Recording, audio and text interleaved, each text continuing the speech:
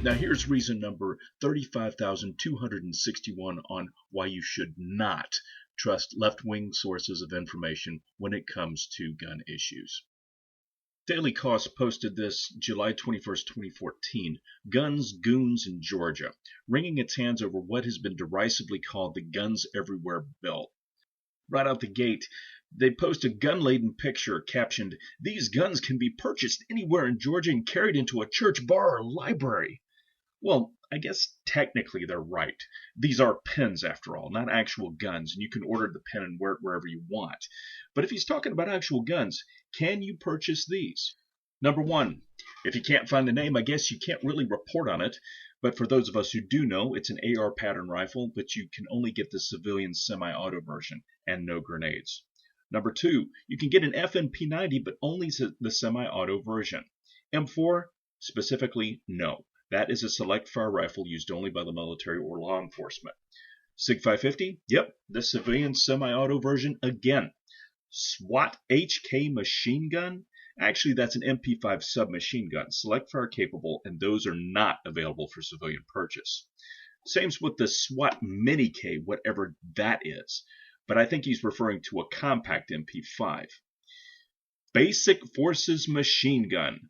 These idiots don't know what they're talking about. That is an H&K MP7, again restricted to law enforcement and military applications. Now, a civilian semi-auto version is available called the HK97, but it's very expensive, uses different ammo, and that ammo is hard to come by and itself is expensive. Going to number 8, AK-74s are available in civilian semi-auto versions. Number 9, pulse rifle, what the hell is he talking about? Number 10, Uzi, only in civilian semi-auto versions, and the can is an NFA item. Number 11, the SA-80 is no longer in production, and there is no civilian version, and the military one sucked.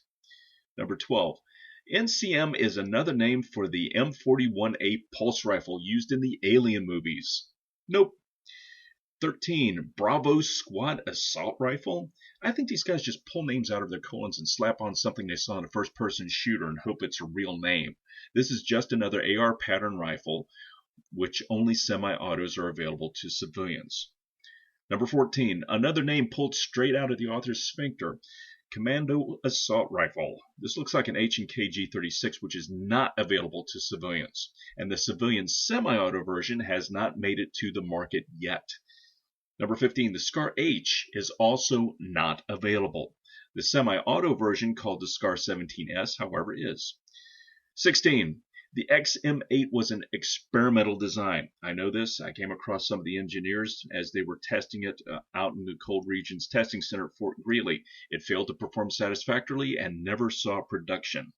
And number 17, yes, the Evil 50 BMG. Extremely expensive and laborious to lug around, but technically it is available. Now, as far as the second part of the statement goes, and the closing punchline in the article itself, can anyone carry these into a church, bar, or library? Now, the Guns Everywhere law allows for expanded, concealed, and open carry, but only for licensees, and only in establishments where guns are not disallowed. In the case of churches, a member may carry only if the congregation agrees to opt into the law. Bars and libraries may restrict weapons on their premises. Now, at the time of this video, the number of licensees was estimated to be about 600,000 in 2011. Georgia's population as of 2012 was 8.8 million, meaning only about 6% of the population might carry in any of these places.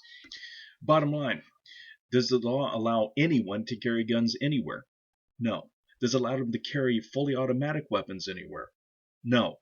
You see, hoplophobes don't really know the law. They don't really know their guns.